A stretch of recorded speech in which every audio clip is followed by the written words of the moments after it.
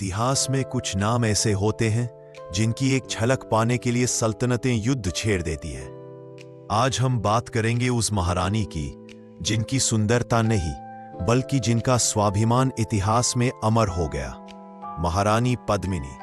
अगर कोई भी भारतीय इतिहास के पन्ने पलटकर देखेगा तो उसे एक महान भारतीय रानी का जिक्र और उनसे जुड़ी कहानियां देखने को मिलेंगी, जिनका नाम था महारानी पद्मिनी, जो मेवाड़ की रानी थी।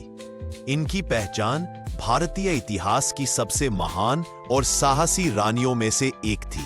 दिल्ली के सुल्तान अलाउद्दीन खिलजी ने मेवाड़ की रानी पद्मिनी की सुंदरता के किस्से सुने, जिन्हें सुनकर वह रानी पद्मावती को किसी भी हालत में पाने के लिए पागल सा हो गया।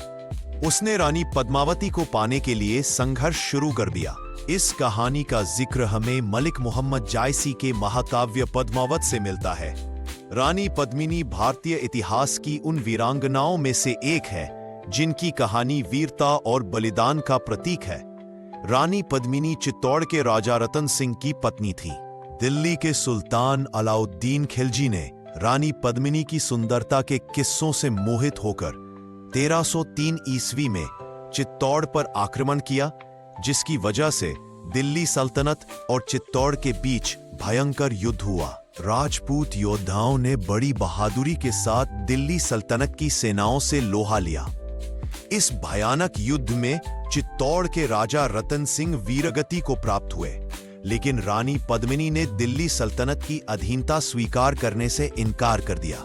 राजपूत योद्धाओं ने युद्ध भूमि में अपनी आखिरी सांस तक दिल्ली सल्तनत की सेनाओं से मुकाबला किया, लेकिन जब हार तय हो गई तो रानी पद्मिनी ने हजारों दूसरी महिलाओं के साथ जौहर किया ताकि वे खिलजी के हाथ न लगे।